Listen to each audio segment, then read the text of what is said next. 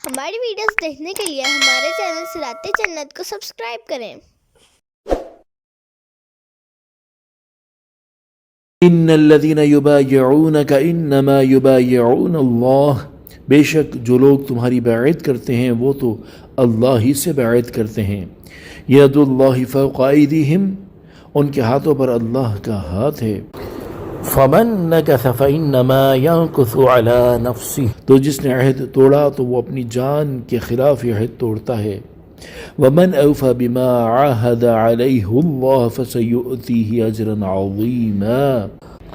اور جس نے اللہ سے کیے ہوئے اپنے عہد کو پورا کیا تو بہت جلد اللہ اسے عظیم ثواب دے گا۔ تفسیر صراط الجنان، اس سے پہلی آیات میں حضور اقدس صلی اللہ تعالی علیہ وآلہ وسلم کی رسالت اور اس کے مقاصد بیان ہوئے، اور اس آیت میں بتایا جا رہا ہے کہ جس نے نبی کریم صلی اللہ علیہ وآلہ وسلم سے بیعت کی اس نے اللہ تعالیٰ سے بیعت کی۔ چنانچہ اس آیت کا خلاصہ یہ ہے کہ اے پیارے حبیب صلی اللہ علیہ وآلہ وسلم، بے شک جو لوگ آپ کی بیعت کرتے ہیں وہ تو اللہ تعالیٰ ہی سے بیعت کرتے ہیں، کیونکہ رسول سے بیعت کرنا اللہ تعالیٰ ہی سے بیعت کرنا ہے، جیسے کہ رسول کی اطاعت اللہ تعالیٰ کی اطاعت ہے۔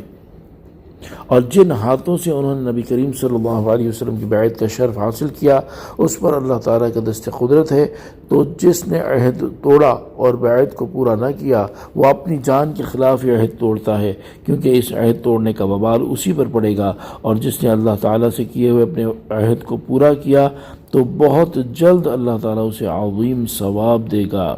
نوٹ: اس آیت میں جس بیعت کا ذکر کیا گیا اس کے بارے میں مفسرین فرماتے ہیں کہ اس سے مراد وہ بیعت ہے جو حدیبیہ کے مقام پر حضور انور صلی اللہ تعالی علیہ وآلہ وسلم نے صحابہ کرام علیہم رضوان سے لی تھی، اور یہ بیعت رضوان کے نام سے مشہور ہے۔ اس آیت سے معلوم ہونے والے مسائل، اس سے 5 مسئلے معلوم ہوئے۔ نمبر 1، حضور پر نور صلی اللہ علیہ وآلہ وسلم کو اللہ تعالیٰ کی بارگاہ میں ایسا قرب حاصل ہے کہ آپ صلی اللہ علیہ وآلہ وسلم سے بیعت اللہ تعالیٰ سے بیعت ہے۔ نمبر 2، بیعت رضوان والے تمام صحابہ کرام علیہم رضوان بڑی ہی شان والے ہیں۔ نمبر 3، حضرت عثمان رضی اللہ تعالیٰ عنہ بڑی شان والے ہیں کہ یہ بیعت انہی کی وجہ سے ہوئی۔ نمبر 4، بزرگوں کے ہاتھ پر بیعت کرنا صحابہ کرام علیہم رضوان کی سنت ہے، خواہ بیعت اسلام ہو یا بیعت تقوی یا بیعت توبہ یا بیعت اعمال وغیرہ۔ نمبر 5، بیعت کے وقت مصافحہ بھی سنت سے ثابت ہے، البتہ عورتوں کو کلام کے ذریعے بیعت کیا جائے، کیونکہ سرکار دو عالم صلی اللہ علیہ وآلہ وسلم نے کبھی بھی بیعت کے لیے کسی غیر محرم عورت کے ساتھ مصافحہ نہیں کیا۔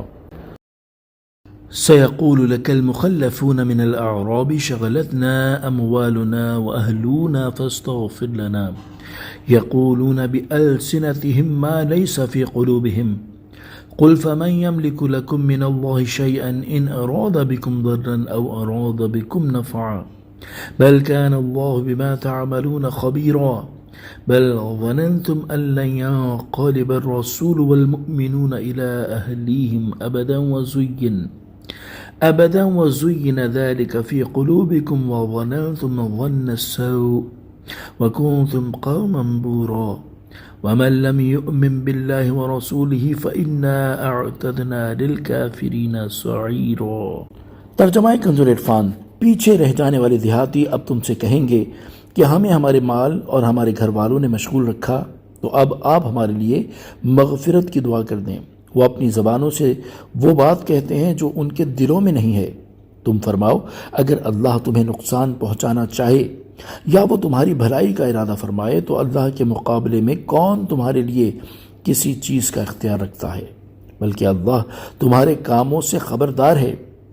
بلکہ تم تو یہ سمجھے ہوئے تھے کہ رسول اور مسلمان ہرگز کبھی اپنے گھر والوں کی طرف واپس نہ آئیں گے، اور یہ بات تمہارے دلوں میں بڑی خوبصورت بنا دی گئی تھی، اور تم نے یہ بہت برا گمان کیا تھا، اور تم ہلاک ہونے والے لوگ تھے۔ اور جو اللہ اور اس کے رسول پر ایمان نہ لائے تو بے شک ہم نے کافروں کے لیے بھڑکتی آگ تیار کر رکھی ہے۔ تفسیر صراط الجنان۔ جب رسول کریم صلی اللہ تعالی علیہ وآلہ وسلم نے حدیبیہ کے سال عمرے کی نیت سے مکہ مکرمہ جانے کا ارادہ فرمایا تو مدینہ منورہ سے قریبی گاؤں والے اور دیہاتی کفار قریش کے خوف سے آپ کے ساتھ نہ گئے، حالانکہ نبی اکرم صلی اللہ تعالیٰ علیہ وآلہ وسلم نے عمرے کا احرام باندھا تھا اور قربانی کے جانور بھی ساتھ تھے، جس سے صاف ظاہر تھا کہ جنگ کا ارادہ نہیں ہے۔ پھر بھی بہت سے دیہاتیوں پر جانا بھاری ہوا اور وہ کام کا بہانہ بنا کر وہیں رہ گئے، اور حقیقت میں ان کا گمان یہ تھا کہ قریش بہت طاقتور ہیں، اس لیے مسلمان ان سے بچ کر نہ آئیں گے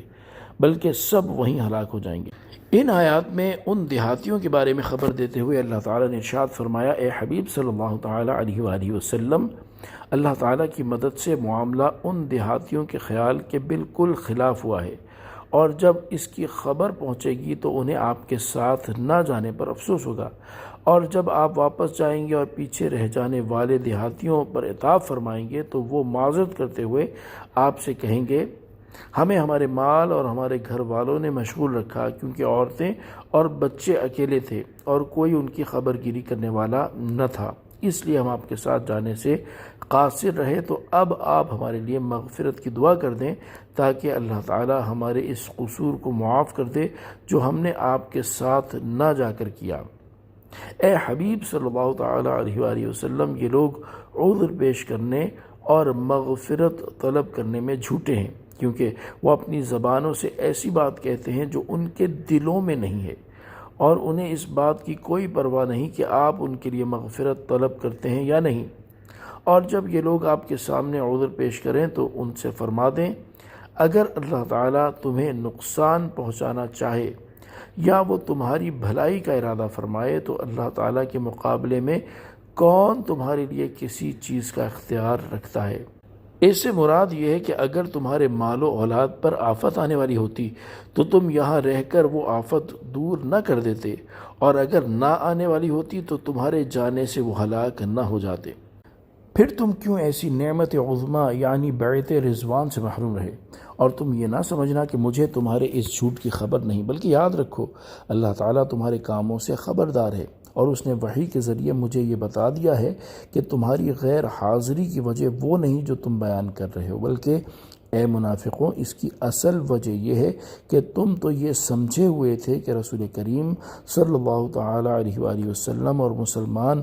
ہرگز کبھی اپنے گھر والوں کی طرف واپس نہ آئیں گے، اور دشمن ان سب کا وہیں خاتمہ کر دیں گے، اور شیطان کی طرف سے یہ بات تمہارے دلوں میں بڑی خوبصورت بنا دی گئی تھی، یہاں تک کہ تم نے اس پر یقین کر لیا اور یہ گمان کر لیا کہ کفر غالب آئے گا، اسلام مغلوب ہو جائے گا اور اللہ تعالیٰ کا وعدہ پورا نہ ہوگا، اور اس گمان کی وجہ سے تم ہلاک ہونے والے اور اللہ تعالیٰ کے عذاب کے مستحق لوگ تھے۔ آیت نمبر 12 سے معلوم ہوا کہ اس سفر میں حضور اقدس صلی اللہ تعالیٰ علیہ وآلہ وسلم کے ساتھ جانے والے 1400 حضرات سب کامل مومن ہیں کہ اللہ تعالیٰ نے انہیں مومنون فرمایا ہے۔ اب جو بدبخت ان میں سے کسی کے ایمان میں شک کرے وہ اس آیت کا منکر ہے۔ وَمَن لَّمْ يُؤْمِن بِاللَّهِ وَرَسُولِهِ، اور جو اللہ اور اس کے رسول پر ایمان نہ لائے۔ اس آیت میں یہ بتا دیا گیا ہے کہ جو اللہ تعالیٰ پر اور اس کے رسول صلی اللہ علیہ وآلہ وسلم پر ایمان نہ لائے اور ان میں سے کسی ایک کا بھی منکر ہو، وہ کافر ہے اور اپنے کفر کی وجہ سے اس بھڑکتی آگ کا مستحق ہے جو اللہ تعالیٰ نے کافروں کے لیے تیار کر رکھی ہے۔ صلو علی الحبیب صلی اللہ تعالیٰ علی محمد صلی اللہ تعالیٰ علیہ وآلہ وسلم۔